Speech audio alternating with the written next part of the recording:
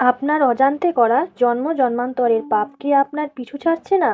এই ১৪ই জানুয়ারি আসছে সেই বিশেষ দিন যা আপনার জীবনকে পাপমুক্ত করতে পারে। ২০২৬ সালের ১৪ই জানুয়ারি কোনো সাধারণ দিন নয়। এদিন মকর সংক্রান্তির পুণ্যতিথিতে যুক্ত হয়েছে শর্তিলা একাদশীর আশীর্বাদ, এক অলৌকিক সংযোগ। প্রচলিত আছে এদিন তিলের ব্যবহার জন্ম জন্মান্তরের পাপ ধুয়ে যায়। আপনি কি জানেন তিল স্বয়ং ভগবান বিষ্ণুর ঘাম থেকে উৎপন্ন হয়েছিল?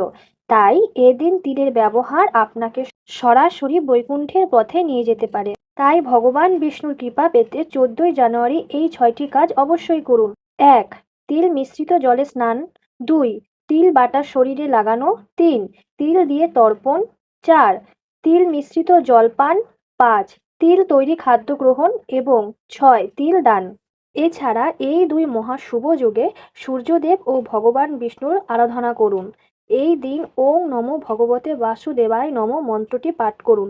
দেখবেন আপনার জীবন অন্ধকার থেকে আলোর পথে ধাবিত হবে এবং ভগবান বিষ্ণু তাদেরও কৃপা করবে যারা কমেন্টে জয় শ্রী বিষ্ণু লিখে যাবে। এবং ভিডিওটি যদি ভালো লাগে আপনার বন্ধুর সাথে শেয়ার করে দেবেন এবং চ্যানেলটি সাবস্ক্রাইব করে পাশে থাকবেন।